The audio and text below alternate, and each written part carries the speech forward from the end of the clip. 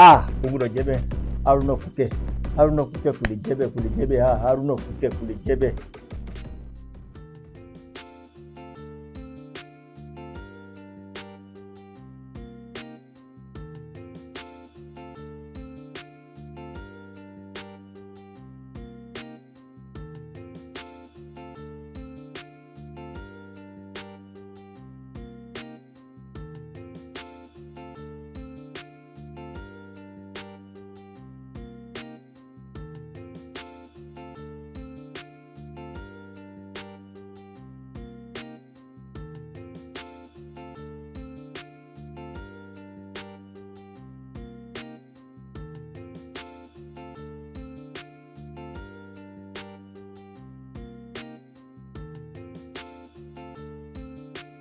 Yes sir.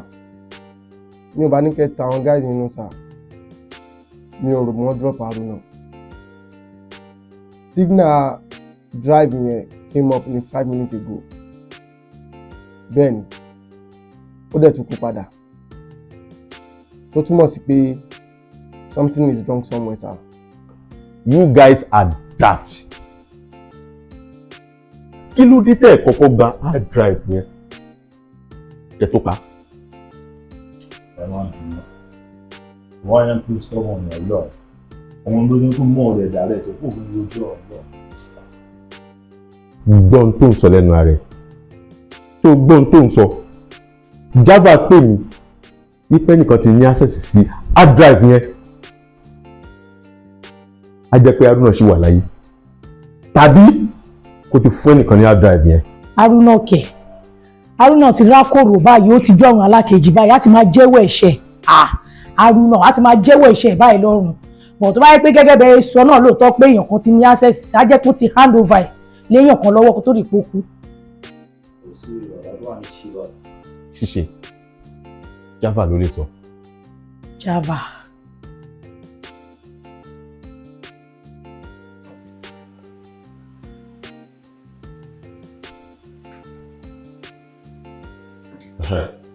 Hello, Java.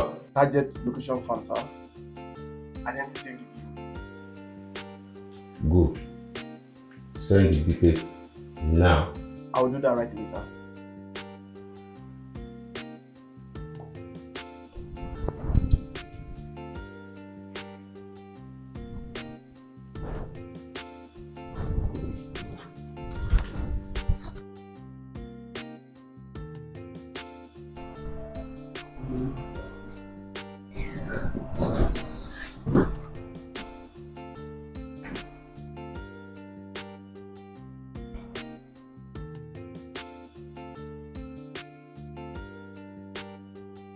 Java máa send the level kan sí hard drive yẹn wà very important. Ṣé bá ti gbà tán? Mortuary. Yes, boss.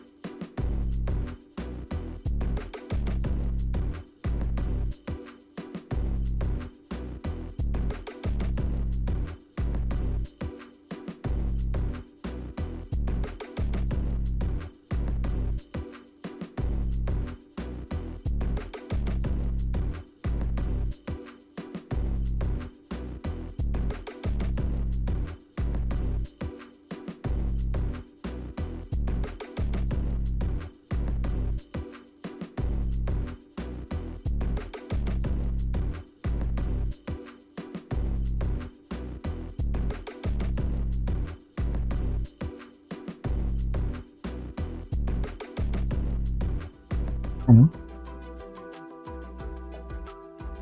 I'm sorry.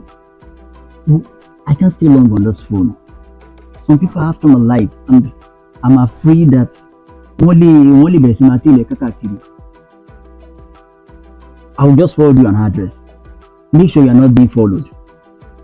Just save your life first. Tó bá dé I'm sanwó tó ṣẹlẹ̀. Alright.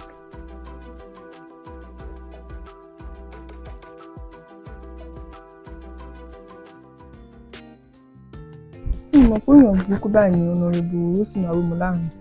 Pẹ̀lú gbogbo ìwà burúkú tó wù wọ́n tún lè pa ẹ̀mí o. Ṣé o ti rí evidence tó wà lórí? Kí ló fẹ́ ṣe pẹ̀lú evidence tó wà lórí báyìí? Kò sí ṣe kò sáì ṣe. Mo ti pe ìkan àwọn ọ̀rẹ́ Haruna. He's one of the most trusted. Mo pé èmi àti ẹ̀rẹ́ ti jọ reach agreement pé ká meet lọ́la.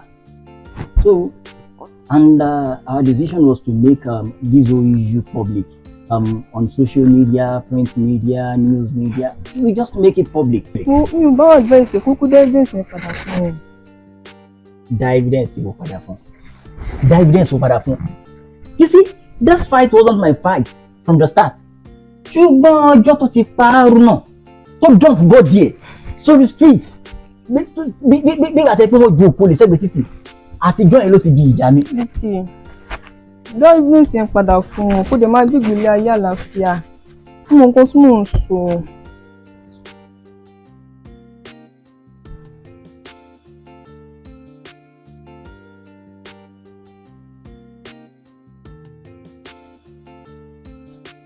You can run, but you can never hide.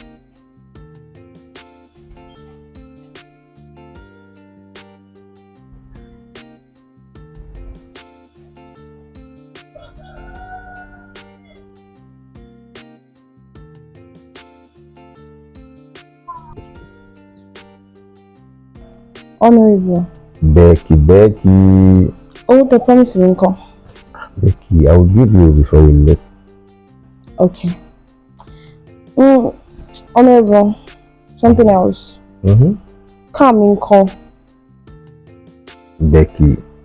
Yeah. Kó tó kúrò ńbí, káyé máa tẹ̀lé ẹ kúrò ńbí. Seriously? Wọ́n máa tó gbèdé. Oh, I mean it. Wọ́n máa tó gbèdé. Oh, thank you. What is it? Wait. Okay. Hello? Hello, Abba. Confirm, sir. Wait. Hard drive yẹn kọ́. Happy data. Mortuary. All right, boss.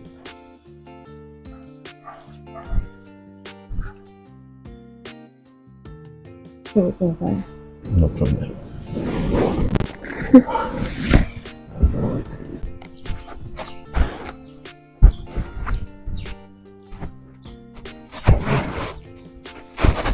Tọ́ba lómi ló máa ṣẹja jìnnà.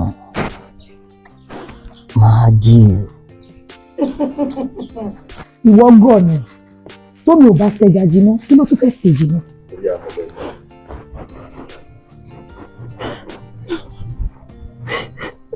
How much will you pay?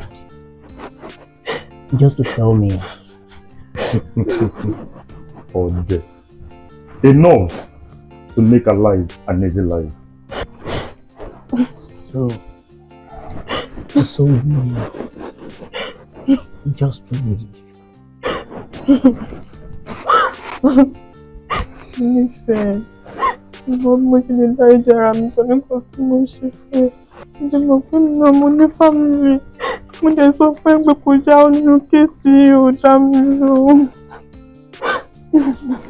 Hey, no. Get out.